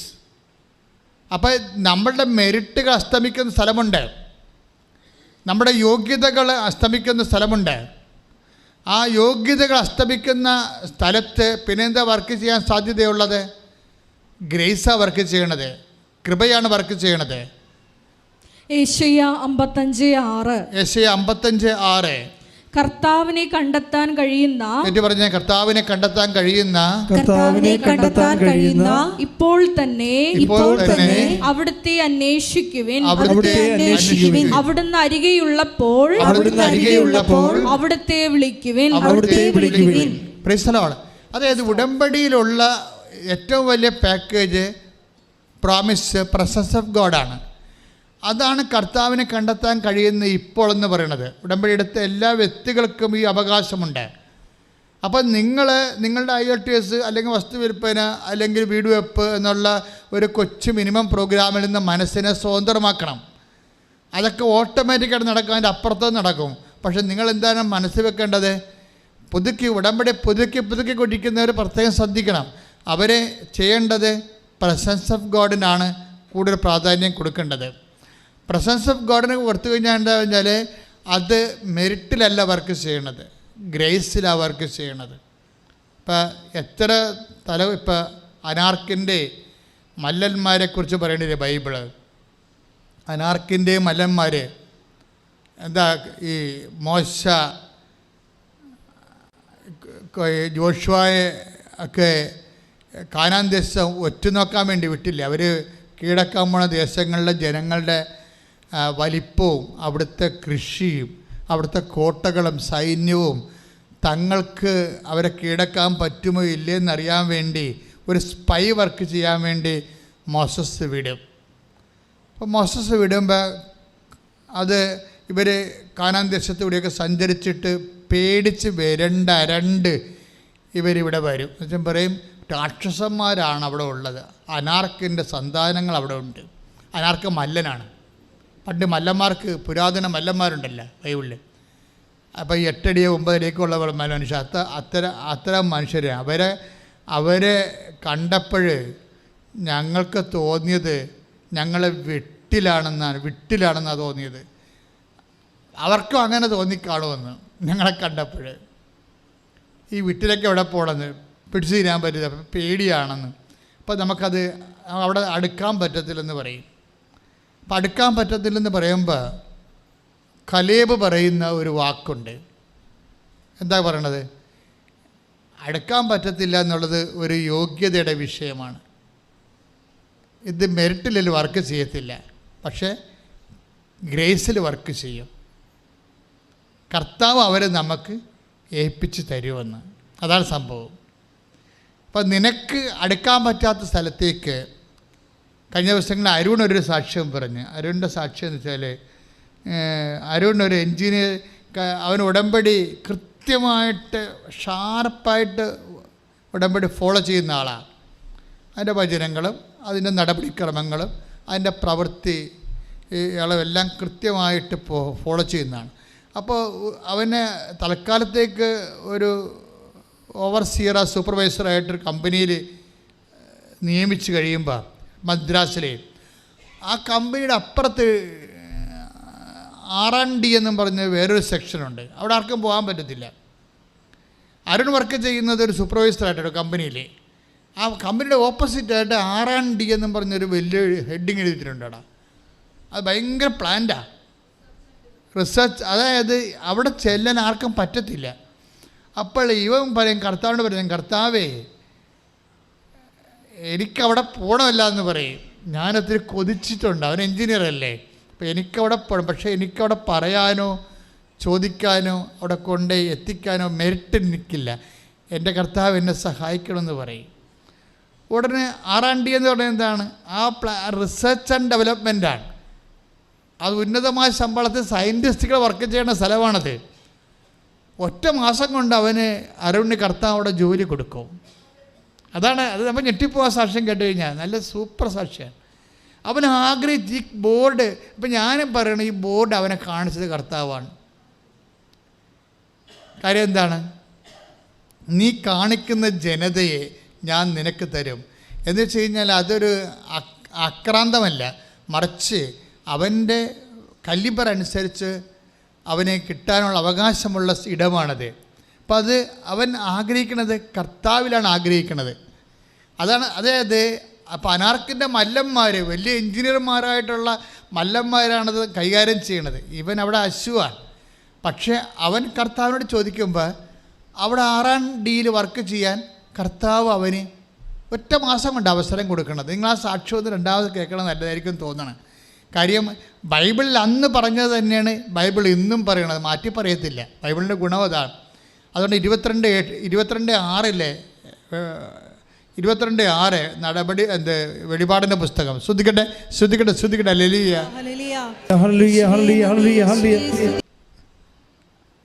ഞാൻ നിങ്ങളുടെ കൂടെ വേറെവർ യു ഗോ, എവിടെ പോയാലും ഞാൻ നിങ്ങളുടെ കൂടെ വരും. അങ്ങനെ വന്ന് ഈശോ വാങ്ങിച്ചു കൊടുത്തൊരു ജോലിയാണത്. അതിനെക്കുറിച്ച് അവൻ കോൺഫിഡൻഷ്യലാണ് ആ കാര്യത്തിൽ. പക്ഷേ എന്താണ്, അന്ന് തന്നെ ഈ വചനത്തെക്കുറിച്ച്, ഈ വചനം ആദ്യം രൂപപ്പെട്ട് വന്ന സമയത്ത് തന്നെ ഇതിൻ്റെ റിസൾട്ട് പറയുന്നുണ്ട്. മോസസ് ഉടനെ, ഇത് മോസസിൻ്റെ ചെവിയിലെത്തുമ്പോൾ മോസസ് ഉടനെ പറയും ദൈവത്തോട്, ഞാൻ നിങ്ങളുടെ കൂടെ വരുമെന്ന് പറയുമ്പോൾ അതിൻ്റെ ഒരു റിസൾട്ട് എന്താണെന്ന് മോസസ് പറയും. എന്താ പറയണത്? അങ്ങ് ഞങ്ങളുടെ കൂടെ വരുമെന്നാണോ പറയണത്? അങ്ങ് ഞങ്ങളുടെ കൂടെ വന്നാൽ we will be A different people, ഞങ്ങൾ വ്യത്യസ്തരായിരിക്കുമെന്ന് കൈയിടിച്ച് കർത്താവ്. ഹല്ലേലൂയ. 33:16 ശ്രദ്ധിക്കട്ടെ.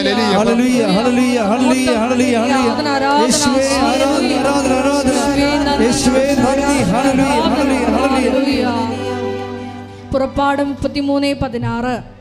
അങ്ങ് ഞങ്ങളോടൊത്ത് യാത്ര ചെയ്യുമെങ്കിൽ, പറഞ്ഞ അങ്ങ് ഞങ്ങളോടൊത്ത് യാത്ര ചെയ്യുമെങ്കിൽ ഞാനും അങ്ങയുടെ ജനവും ഭൂമുഖത്തുള്ള എല്ലാ ജനതകളിൽ നിന്ന് വ്യത്യസ്തരായിരിക്കും. കൈയടിച്ച് കർത്താവ് പോയി. സ്ഥലം ഇളക്കാൻ ചെല്ലുമ്പോൾ കൈയും കാര്യം പെട്ടാൻ വേണ്ടി അവിടെ കളഞ്ഞിപ്പുണ്ട്. അപ്പോൾ വെളുപ്പിനെയൊക്കെ പേടിയാണ്. നാളെ രാവിലെ വെളുപ്പിന് സ്ഥലം ഇളക്കലാണ്. അപ്പോൾ കൈയും കാര്യം പെട്ടാൻ വേണ്ടി അവിടെ ആൾക്കാർ നിൽക്കുകയും വെളുപ്പിന് എങ്ങനെ പോകും എന്നും പറഞ്ഞ് വിറച്ച് തെല്ലി ആണ് കിടക്കണത്. വെളുപ്പിനായപ്പോൾ ഒരു സ്വപ്നം, മാതാവ് അളവ് ചങ്ങലയും പിടിച്ച് നിൽക്കണം. മാതാവേ, അപ്പോൾ ഇവിടെ എഴുന്നേറ്റപ്പം തന്നെ ചാടി ഫ്രഷായി നേരെ പോയി. എന്താണ്? എൻ്റെ അമ്മ അവിടെ എനിക്ക് മുമ്പേ അളക്കാൻ ചെന്നിരിക്കുന്നു. കൈയിടിച്ച് കർത്താവ് കൈവറച്ച് പോയി, നാക്ക് ഇറങ്ങിപ്പോയി.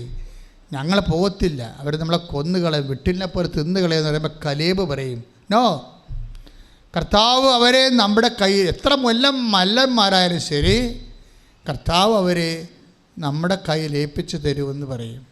ഇതേക്കുറിച്ച് പിന്നീട് സംഖ്യയിൽ മോസസ് പറയും, കലേബിനെക്കുറിച്ച് കമൻറ്റ് ചെയ്യുന്നുണ്ട്. The spirit that led Caleb was different, and we are towards that spirit.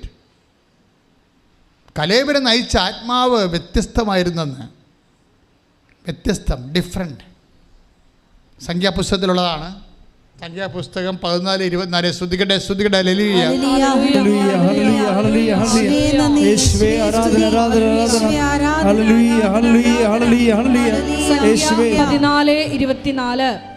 സംഖ്യ 14:24. എന്നെ നിന്ദിച്ചവരാരും അത് കാണുകയില്ല. പറഞ്ഞോ, എന്നെ നിന്ദിച്ചവരാരും അത് കാണുകയില്ല. എന്നാൽ എന്റെ ദാസനായ കാലേബിനെ അവൻ ഒറ്റുനോക്കിയ ദേശ. സംഖ്യ 14:24. അവന്റെ സന്തതികൾ അത് കൈവശമാക്കും. എന്തെന്നാൽ അവനെ നയിച്ച ചൈതന്യം വ്യത്യസ്തമാണ്. അവൻ എന്നെ പൂർണ്ണമായി അനുഗമിക്കുകയും ചെയ്തു. ഇതാണ് ശ്രദ്ധിക്കേണ്ടത്. പണ്ട് മോസസ് പറഞ്ഞില്ലേ കർത്താവിനോട്, ഞങ്ങളുടെ കൂടെ വരികയാണെങ്കിൽ, 33:16 പുറപ്പാട് പുസ്തകം 33:16 എന്ന് പറഞ്ഞ് അങ്ങ് ഞങ്ങളുടെ കൂടെ വരികയാണെങ്കിൽ ഭൂമുഖത്തുള്ള സകല മനുഷ്യരെക്കാളും ഞങ്ങൾ വ്യത്യസ്തരായിരിക്കും. അത് തന്നെയല്ല മോസസ് ഇപ്പോഴ് കലേബിനെ കുറിച്ച് പറയണത്. മറ്റാരെയും അന്ന് ഉറ്റുനോക്കാൻ പോയപ്പോഴേ വെറസലിൽ വീണ ആൾക്കാരെ ആർക്കും അവകാശം കൊടുത്തില്ല. സ്വന്തം മെരിറ്റിൽ ആശ്രയിച്ചവർക്ക് അവകാശമില്ല. ഉടമ്പടി വർക്ക് ചെയ്യണത് not by merit but by grace. എന്താണ്? അവർക്ക് അവകാശമില്ല.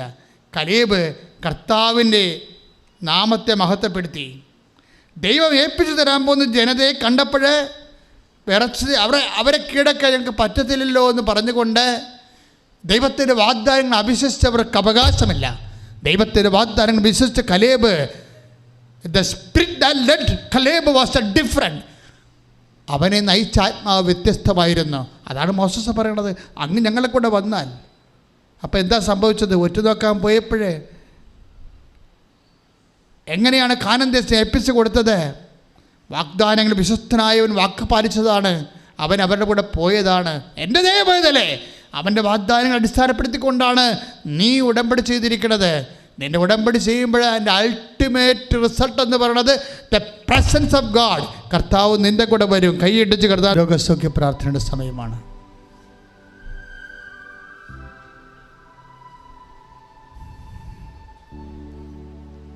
ഒരു നിമിഷം മൗനമായി. ഓൺലൈനിലുള്ളവരും ഇവിടെ തീർത്ഥാടനത്തിലായിരിക്കുന്നവരും കർത്തൃസന്നിധിയിൽ എത്തപ്പെട്ടിരിക്കുന്ന ഈ വിശുദ്ധമായ നിമിഷങ്ങളെ ഓർത്ത് നന്ദി പറയുക. സ്തുതിക്കട്ടെ, സ്തുതിക്കട്ടെ. ഹല്ലേലൂയ, യേശുവേ നന്ദി, യേശുവേ സ്തുതി. ഹല്ലേലൂയ, ഹല്ലേലൂയ, ഹല്ലേലൂയ, ഹല്ലേലൂയ, ഹല്ലേലൂയ. യേശുവേ ആരാധന, ആരാധന, ആരാധന, ആരാധന. ഹല്ലേലൂയ, ഹല്ലേലൂയ, ഹല്ലേലൂയ, ഹല്ലേലൂയ, ഹല്ലേലൂയ. യേശുവേ നന്ദി, യേശുവേ സ്തുതി. ഹല്ലേലൂയ. കർത്താവേ, നിന്റെ ഉന്നതമായ നാമത്തിന് സ്തോത്രം ചെയ്യുന്നു. കർത്താവേ, നിന്റെ വിശുദ്ധ പൗരോഹിത്യത്തെ മഹത്വപ്പെടുത്തണമെന്ന് പ്രാർത്ഥിക്കുന്നു. കർത്താവേ, സഭയിലുള്ള സാന്നിധ്യം പ്രകടമാക്കണമേ. ആ സാന്നിധ്യം ഓരോ മക്കൾക്കും സംലഭ്യമാക്കണമേ. കർത്താവേ, നിന്റെ തിരുമുറുപാർന്ന വലതുകരം, അണിപ്പെടുതാർന്ന അത്ഭുതകരം ഓരോ മകൻ്റെ മേലും മകളുടെ മേലും വയ്ക്കണമേ എന്ന് പ്രാർത്ഥിക്കുന്നു. ശ്രദ്ധിക്കട്ടെ. ഹല്ലേലൂയ, ഹല്ലേലൂയ, ഹല്ലേലൂയ. യേശുവേ സ്തുതി. ഹല്ലേലൂയ, ഹല്ലേലൂയ, ഹല്ലേലൂയ, ഹല്ലേലൂയ, ഹല്ലേലൂയ. യേശുവേ ആരാധന, ആരാധന, ഹല്ലേലൂയ, ഹല്ലേലൂയ, ഹല്ലേലൂയ. യേശുവേ ആരാധന. നല്ലവനായ യേശുവേ, അങ്ങയുടെ അനുഗ്രഹത്തെക്കാൾ വലുതാണ് അങ്ങയുടെ സാന്നിധ്യം. ഈ സാന്നിധ്യത്തിൻ്റെ വാഗ്ദാനത്തിൽ അടിസ്ഥാനപ്പെടുത്തിക്കൊണ്ട് അടിയങ്ങളെ പ്രാർത്ഥിക്കുന്നു. എല്ലാ രോഗികളെയും കർത്താവേ, നിൻ്റെ സാന്നിധ്യത്തെ സൗഖ്യമാക്കണമേ. നിൻ്റെ അണിപ്രതാർന്ന വലതുകരം, തിരുമുറുവാർന്ന അത്ഭുതകരം ഉദരോഗികളുടെ മേൽ വെക്കണമെന്ന് പ്രാർത്ഥിക്കുന്നു. കർത്താവേ, അങ്ങനെ അണിപ്രതാർന്ന വലതുകരം, തിരുമുറുവാർന്ന അത്ഭുതകരം ശ്വാസകോശങ്ങളുടെ രോഗികളുടെ മേൽ വെക്കണമെന്ന് പ്രാർത്ഥിക്കുന്നു. കർത്താവേ, ഉദരരോഗങ്ങൾ, ക്യാൻസർ രോഗങ്ങൾ, ശ്വാസകോശ രോഗങ്ങൾ, ഹൃദയരോഗങ്ങൾ, കരൾ രോഗങ്ങൾ കർത്താവിൻ്റെ രക്തത്താൽ കഴുകപ്പെടട്ടെ. ശ്രദ്ധിക്കട്ടെ. തിരുമുറുവാർന്ന വലതുകരം, ആണിപ്രതാർന്ന അത്ഭുതകരം നടുവേദനയുള്ളവരെ സ്പർശിക്കണമേ. കർത്താവേ, നടുവിന് ബെൽറ്റ് കെട്ടിക്കൊണ്ട് നടക്കുന്നവരെ സ്പർശിക്കണേ. കർത്താവേ, കുരിഞ്ഞോ നിവരാനോ കിടക്കാനോ തിരിയാനോ അറിയാനോ പറ്റാതെ അസ്ഥികളുടെ വേദനകളും ദ്രവിപ്പുള്ളവരെ സ്പർശിക്കണമേ. യേശു ക്രിസ്തുവിന് ഉന്നതമായ നാമത്തിൽ അസ്ഥിരോഗികളും അസ്ഥിക്കുഴകളും വിഷമമുള്ളവരും വേദനിക്കുന്നവരും നടുവേദനയുടെ രോഗികളും ഈ നിമിഷം യേശു നാമത്തിൽ സൗഖ്യമാകട്ടെ. ശ്രദ്ധിക്കട്ടെ. യേശുവേ ഹല്ലേലൂയ, ഹല്ലേലൂയ, ഹല്ലേലൂയ. യേശുവേ ഹല്ലേലൂയ, ഹല്ലേലൂയ, ഹല്ലേലൂയ. അരികിൽ വരേണേ സദയം തൊടേണേ സുഖമായി എന്നുള്ളം. അരികിൽ വരേണേ സദയം തൊടേണേ സുഖമായി എന്നുള്ളം. കർത്താവേ, നിന്റെ തിരുമുറുവാർന്ന വലതുകരം, അണിപ്രതാർന്ന അത്ഭുതകരം തൈറോയ്ഡ് രോഗികളുടെ മേൽ തൊണ്ടയിൽ വെക്കണമെന്ന് പ്രാർത്ഥിക്കുന്നു. തൊണ്ടയിൽ തൈറോയ്ഡ് രോഗങ്ങളുള്ളവരെ, തൈറോയ്ഡ് ക്യാൻസർ ഉള്ളവരെ കർത്താവേ, അതുപോലെ തന്നെ കർത്താവ് ടോൺസൈറ്റ് രോഗികൾ, സ്പോണ്ടിലോസിസ് രോഗികൾ, പിൻകഴുത്തിന് വേദനയുള്ളവർ, ഇടുപ്പലിന് വേദനയുള്ളവർ, എല്ലാ സന്ധിബന്ധങ്ങളും കർത്താവിൻ്റെ രക്തം നിറയട്ടെ. എല്ലാ മാംസപേശികളും കർത്താവിൻ്റെ രക്തം നിറയട്ടെ. കർത്താവെ, ബ്രസ്റ്റ് ക്യാൻസർ മൂലം കർത്താവെ വേദനപ്പെടുന്നവരെ അവരെ നീ സ്പർശിക്കണമെന്ന് പ്രാർത്ഥിക്കുന്നു. നിന്റെ വിശുദ്ധമായ രക്തം ബ്രസ്റ്റിൻ്റെ എല്ലാ കോശങ്ങളിലും പെശുകളിലും കർത്താവിൻ്റെ രക്തം നിറയട്ടെ. ഏറ്റവും വലിയ കീമോയായ കർത്താവിൻ്റെ വിശുദ്ധമായ രക്തത്തെ ക്യാൻസർ രോഗികൾ യേശുനാമത്തിൽ സ്നാനം ചെയ്യപ്പെടട്ടെ. യേശുവിൻ്റെ വിശുദ്ധ രക്തം ഉള്ളം കാലം മുതൽ ഉച്ചവരെ കർത്താവിൻ്റെ രക്തം നിറയട്ടെ. കർത്താവിൻ്റെ രക്തം നിറയട്ടെ. മാരക രോഗങ്ങൾ, തീരവേദികൾ യേശുവിൻ്റെ നാമത്തിൽ സൗഖ്യമാകട്ടെ. ശ്രുതിക്കട്ടെ, ശ്രുതിക്കട്ടെ.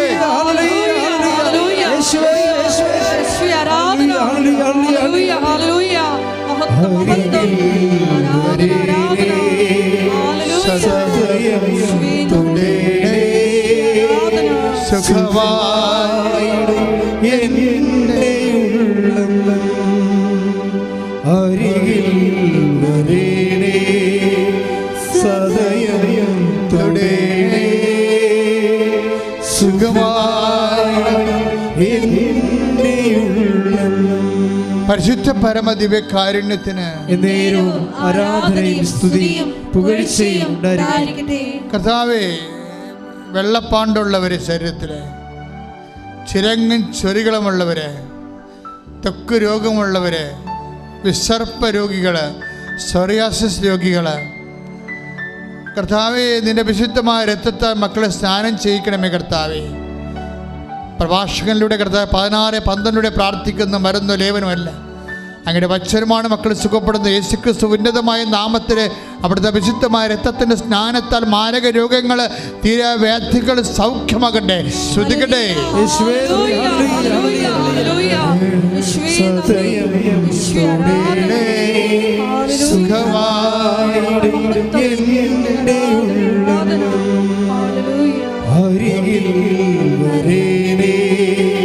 സദയം തൊടേണേ സുഖമായി ഉദരാശയത്തിൽ വേദനയുള്ളവരെ പൊക്കിൻ്റെ താഴെ കൈവച്ചുകൊണ്ട് പ്രാർത്ഥിച്ചുകൊണ്ടിരിക്കേണ്ടതാണ്. ഉദരാശയത്തിൽ വേദനയുള്ളവർ, ഗർഭാശയത്തിൽ വേദനയുള്ളവർ, സിസ്റ്റുള്ളവർ, ഫെല്ലോപ്പട്ട ട്യൂബ് ബ്ലോക്കായിരിക്കുന്നവർ, ഗർഭാശയത്തിൽ സിസ്റ്റുള്ളവർ, അണ്ടവാഹിനിയിൽ സിസ്റ്റമുള്ളവർ, അണ്ടാശയത്തിൽ സിസ്റ്റുള്ളവർ ഒക്കെ അവിടെ എല്ലാം കൈകൾ വെച്ചുകൊണ്ട് പ്രാർത്ഥിക്കേണ്ടതാണ്. മക്കളില്ലാത്തവർ അടിവയറ്റി കൈവച്ചുകൊണ്ട് പ്രാർത്ഥിക്കേണ്ടതാണ്. കർത്താവെ, അങ്ങയുടെ വിശുദ്ധ പൗരോഹിത്യത്തെ ഇപ്പോൾ മഹത്വപ്പെടുത്തണമെന്ന് പ്രാർത്ഥിക്കുന്നു. കർത്താവെ, അങ്ങയുടെ അമ്മ, പരിശുദ്ധ അമ്മ ദേവമാതാവ് പ്രത്യക്ഷപ്പെട്ട അൾത്താറിൽ അങ്ങ് ജീവനോടെ ജ്വലിച്ച് ദിവ്യകാരുണ്യമായി ഉയർന്നു നിൽക്കുന്ന ആരാധ്യമായ നിമിഷങ്ങളിൽ ദൈവകൃപ മഴയായി ചൊരിയട്ടെ. ദൈവകൃപ മഴയായി ചൊരിയട്ടെ. ഓൺലൈനിൽ പ്രാർത്ഥിക്കുന്ന മക്കളുടെ മേലും ഇവിടെ തീർത്ഥാടനത്തിൽ പ്രാർത്ഥിക്കുന്ന മക്കളുടെ മേലും ഉള്ളംകാലം മുതൽ ഉച്ചവരെ കർത്താവിൻ്റെ കൃപ ചൊരിയട്ടെ. എല്ലാ ആമാശയ രോഗങ്ങളും, കുടൽ രോഗങ്ങൾ, അൾസർ രോഗങ്ങൾ, അർസസ് രോഗങ്ങൾ, പിസ്റ്റുല രോഗങ്ങൾ, പിസിഒഡി രോഗങ്ങൾ യേശു ക്രിസ്തുവിന്റെ നാമത്തിൽ സൗഖ്യമാകട്ടെ. ശ്രുതികട്ടെ.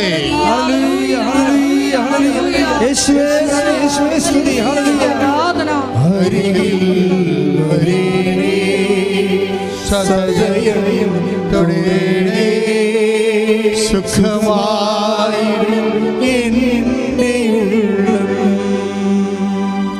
അരികിൽ വരേണേ സദയം തൊടേണേ സുഖമായി എന്നെ. പരിശുദ്ധ പരമ ദിവ്യകാരുണ്യത്തിന് ആരാധനയും സ്തുതിയും പുകഴ്ചയും ഉണ്ടായിരിക്കട്ടെ. കർത്താവേ, നിന്റെ ഉന്നതമായ നാമത്തിന് സ്വസ്ഥം ചെയ്യുന്ന കരള് രോഗികളെ സ്പർശിക്കണമേ. കർത്താവേ, കളർ വ്യത്യാസമുള്ളവരെ, വീക്കമുള്ളവരെയും സ്പർശിക്കണമേ. ശ്വാസകോശം ചുരുങ്ങിപ്പോകുന്നവരെ സ്പർശിക്കണമേ. ബ്രെയിൻ ചുരുങ്ങിപ്പോകുന്നവരെ സ്പർശിക്കണമേ. കർത്താവെ, കിഡ്നി ചുരുങ്ങിപ്പോകുന്നവരെ സ്പർശിക്കണം. കർത്താവെ, നിന്റെ വിശുദ്ധമായ രക്തത്താൽ, നിന്റെ വിശുദ്ധമായ വലംകരങ്ങളാൽ ചുരുങ്ങിപ്പോകുന്ന മുഴുവൻ അവയവങ്ങളുടെ മേൽ കർത്താവിൻ്റെ വലതുകരം പതിക്കട്ടെ. I command you in the name of Jesus Christ. യേശുവേ സ്തുതി. ഹല്ലേലൂയ, ഹല്ലേലൂയ.